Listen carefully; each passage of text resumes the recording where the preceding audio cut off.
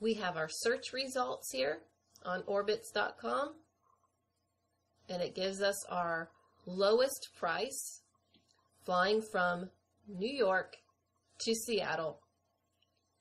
The lowest price is $283.20, and these are sorted by the lowest, starting with the lowest price. You could choose to sort by the shortest flight or the flight with the fewest stops.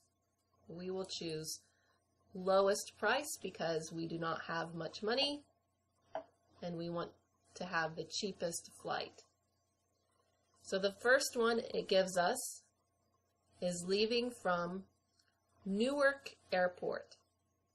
Newark is in New Jersey, not far from JFK in New York.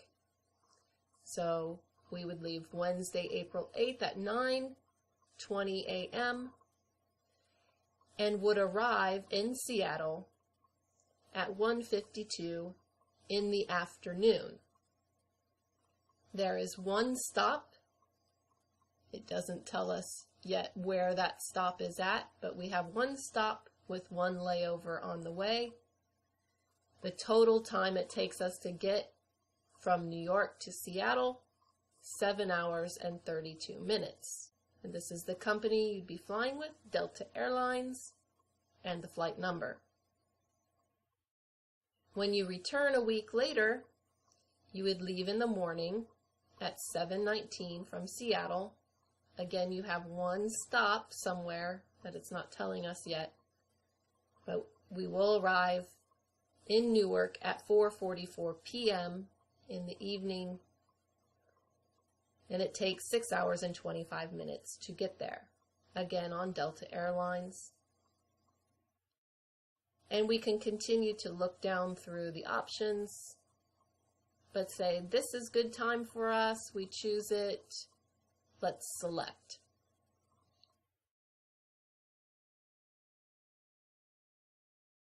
Okay, here on this page, it says Seattle trip details about your flight. That leaves Wednesday, April 8th and returns Wednesday, April 15th. We want to see more details, so we're going to click here on this Show Flight Details. We want to know, where is the layover at? Where do we stop at? When we click on that, we can see that our stop 1 at 11:18 a.m. is in Detroit, Michigan, at the Detroit Wayne County Airport. We will change planes, and the time between flights, our layover is for 42 minutes. So that means I arrive in Detroit Airport. I have 42 minutes to find my new airplane that I will fly on. After 42 minutes, I will get on that plane. At 12 p.m., I will leave and fly to Seattle. The first flight number is 3437. The second flight number is 281. When I return a week later, I leave from Seattle, and my stop this time is in Minneapolis, Minnesota. So I will arrive there at 12:28 p.m. and I will be in the airport for 32 minutes and leave at 1:00 p.m. to fly to Newark, New Jersey. So I think that is very good time. Only 42 minutes layover here, only 32 minutes layover here. So I choose it and continue. This page gives me the options of if I need to rent a car or book a hotel. I can add those things on. We can just skip over this. We will look at those options later separately. I will continue on. And then here tells me my final price. Due at booking, I need to pay this much. And then I will enter in my information. Who is traveling? You cannot fly unless you give your information, your name. So, traveler number 1 is the adult. And I must put exactly the name that is on my government photo ID that I use while I travel. So if I'm carrying a passport, I have to write my name exactly as it is in my passport. If I am carrying a driver's license, I will type in my name as it is written there. So here's my first name, my middle name. It is not required to write a middle name. Last name, I write here. Anything with this red asterisk or star tells me I must fill in that information. A suffix is just if you are a second, fourth, third, junior, senior.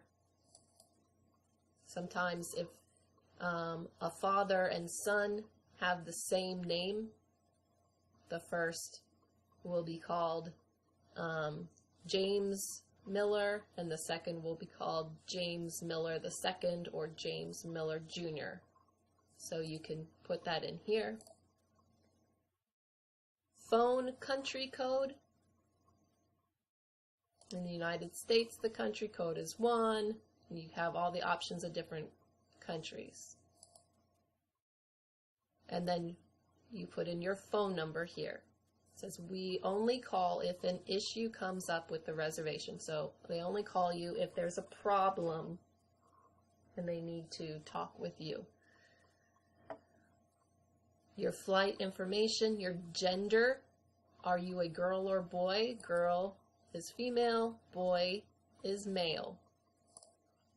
Your date of birth, the month that you were born, the day that you were born, and the year that you were born, your birth date.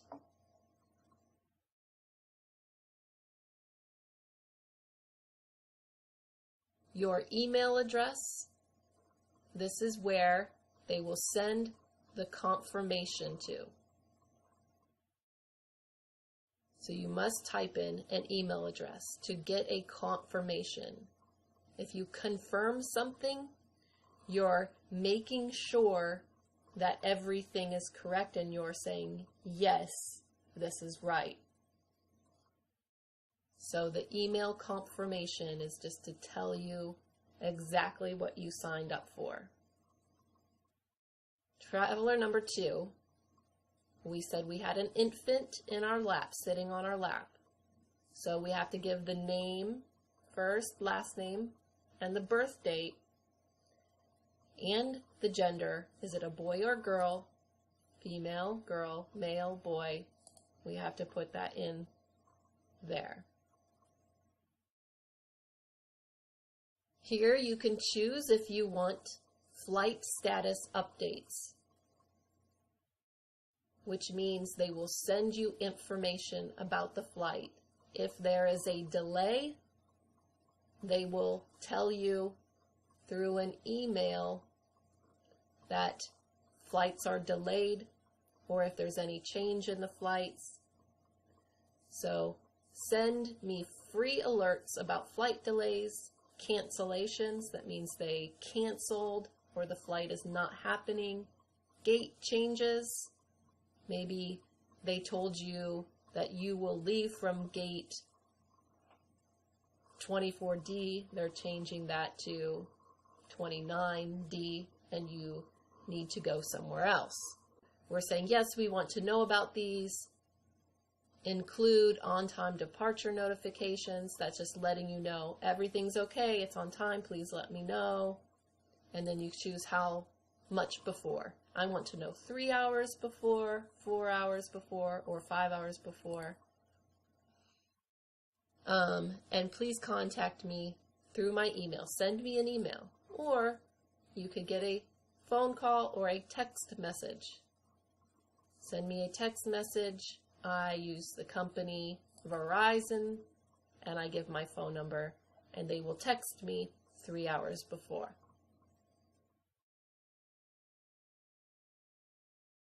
Frequent flyer programs. A frequent flyer is someone who flies often with the same airline. So you are flying with Delta Airlines, with this company, and maybe you have signed up with them for their frequent flyer program. And if you fly 10,000 miles with them, you will get a discount or a reward. And so they give you a card with a frequent flyer number. If you have signed up for that, then you can type in your number here to get credit for how many miles you are flying from New York to Seattle and back. Seat preferences. Request specific seats on the next page.